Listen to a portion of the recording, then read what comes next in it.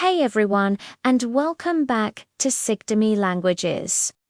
I'm so excited to have you joining us for episode 4 of our English grammar series, where we're on a mission to simplify all 12 essential English tenses, especially for our amazing A1 learners and everyone just starting their English journey. If you've been with us since the beginning, thank you for your continued support. And if you're just tuning in, you've picked a fantastic episode to jump in.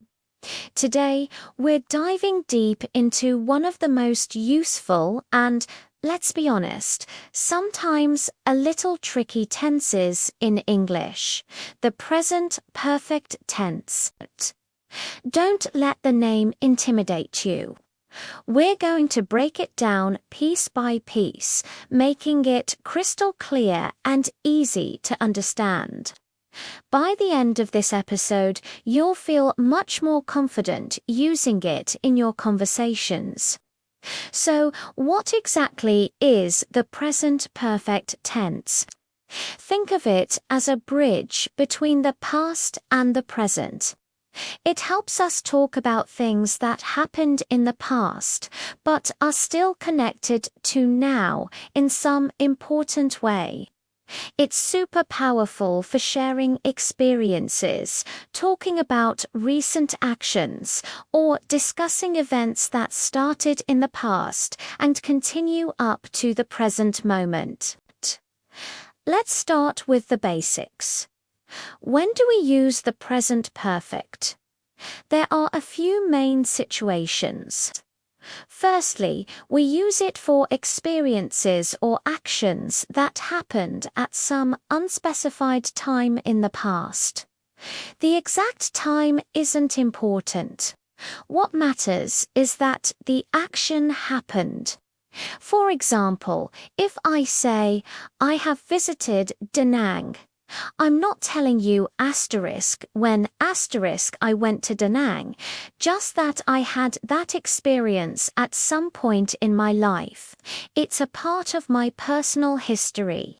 Similarly, if you ask a friend, have you ever been to Japan? You're inquiring about their life experiences, not a specific trip they took last year or 5 years ago. It's all about the experience itself. Secondly, we use the present perfect for actions that started in the past and are still true or still continuing now. Imagine you started learning English 3 years ago, and you're still learning it today. You would say, I have studied English for 3 years. The studying began in the past, and it's still ongoing. Or perhaps you've lived in the same city since you were a child. You could say, I have lived in London since 2005. The act of living started in 2005 and continues to this very moment.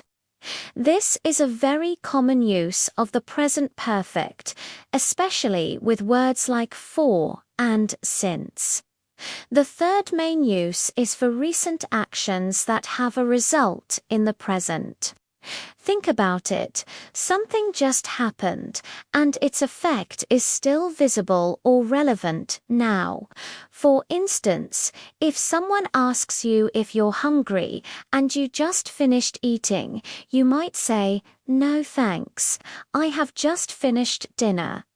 The act of finishing dinner happened very recently, and the result is that you're not hungry now. Or maybe you can't find your keys. You might exclaim, "Oh no, I have lost my keys." The losing happened in the past, but the consequence, your keys are missing, is a present problem. Now, let's talk about the structure. This is really straightforward once you get the hang of it. The present perfect tense is formed with 2 parts.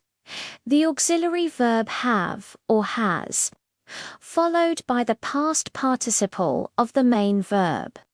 For singular subjects like he, she, and it, we use has. For example, she has visited Rome. He has finished his homework. It has been a long day. For plural subjects like we, you, they, and the singular I, we use have. So, I have eaten breakfast. You have learned a lot. They have seen that movie. We have completed the project. Remember, the past participle is crucial here. For regular verbs, the past participle is usually the same as the simple past form.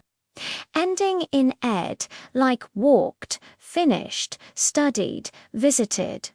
But for irregular verbs, it's a bit different, and you'll need to memorize them. Think of verbs like see, saw, seen, eat, ate, eaten, go, went, gone, write, wrote, written. We'll cover some common ones today, but a good irregular verbs list will be your best friend. Let us quickly review some of these common irregular past participles that you encounter frequently. Be becomes been do, becomes done, go becomes gone, eat becomes eaten, see becomes seen, take becomes taken, write becomes written, make becomes made, have becomes had. Practice these, and you'll build a strong foundation for using the present perfect. Let's try putting this structure into practice with some real-life examples. For experiences, I have visited Da Nang, subject I plus have plus participle of visit. She has never tried sushi, subject she plus has plus never plus past participle of try. Have you ever seen the Northern Lights? Question structure. Have plus subject you plus ever plus past participle of see. For actions continuing to the present, we have lived in this city for 5 years. Subject we plus have plus past participle of live plus for. He has worked at that company since 2018. Subject he plus has plus past participle of work plus, since they have unseen each other since high school. Negative form. Subject they plus have not plus past participle of see plus since. For recent actions with a present result, she has just finished dinner. Subject she plus has plus just plus past participle of finish. I have already completed my assignment. Subject I plus have plus already plus past participle of complete. Oops, I have broken my phone screen. Subject I plus have plus past participle of break. Notice how adverbs like just, already, never, and ever often pair up beautifully with the present perfect. Just implies something happened very recently. Already means it happened earlier than expected. Never means it hasn't happened at any point in the past. And ever is typically used in questions to ask if something has happened at any time. Now, let's talk about common mistakes to avoid. This is where many learners stumble, but with a little awareness, you can easily steer clear of these pitfalls. The biggest mistake is confusing the present perfect with the simple past. Remember, the simple past is used for actions that happened at a specific, completed time in the past. The action is finished, and there's usually a time expression like yesterday, last week. In 2010, 3 days ago. For example, if I say I visited Da Nang last year, that's simple past because I specified asterisk when asterisk I visited. The action is over and done. But if I say I have visited Da Nang, that's present perfect. I'm focusing on the experience, not the specific time. The connection to the present is that it's part of my life experience, asterisk, now asterisk. Another example, simple past. I ate breakfast at 7 a.m., specific time, 7 a.m., present perfect. I have eaten breakfast, no specific time. The result is I'm not hungry now, so if you mention when an action happened, you usually need the simple past. If you don't mention a specific past time, or if the action has a present result or continues to the present, you usually need the present perfect. Another common error is using for or since incorrectly. For tells us the duration of an action.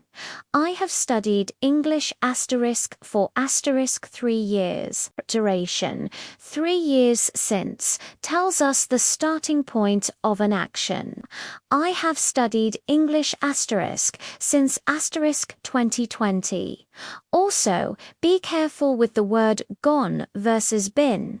Has gone to means someone went somewhere and is still there. My sister has gone to the store. She is at the store now or on her way back. Has been to means someone went somewhere and has returned. I have been to Paris. I went to Paris and came back. It's an experience. This distinction is important and can change the meaning of your sentence entirely. Okay, are you ready to test your understanding? We're going to do a quick mini quiz.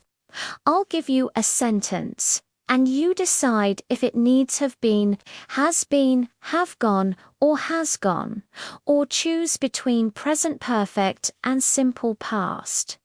Try to answer before I reveal the correct answer. Quiz time. Question 1. My brother go to the library. He'll be back in an hour. Think about it. Is he still there, or has he returned? Answer. My brother has gone to the library. He'll be back in an hour. He went and is still there. Question 2. I visit Italy twice in my life. Are we talking about a specific time or an experience? Answer. I have visited Italy twice in my life. It's an experience, no specific pastime mentioned. Question 3. She live in New York since 2015. Is the action ongoing? Answer. She has lived in New York since 2015. She started living there in 2015 and still lives there. Question 4. We eat dinner an hour ago. Is there a specific pastime? Answer. We ate dinner an hour ago. Specific time an hour ago. Simple past. Question 5. You ever try skydiving. Is this asking about a life experience? Answer.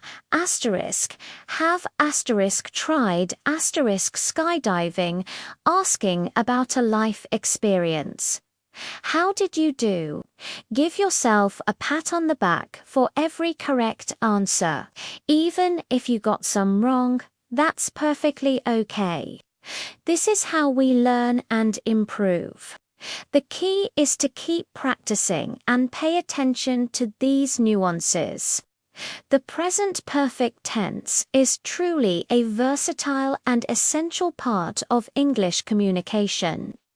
Once you master it, you'll find yourself expressing a much wider range of ideas and experiences.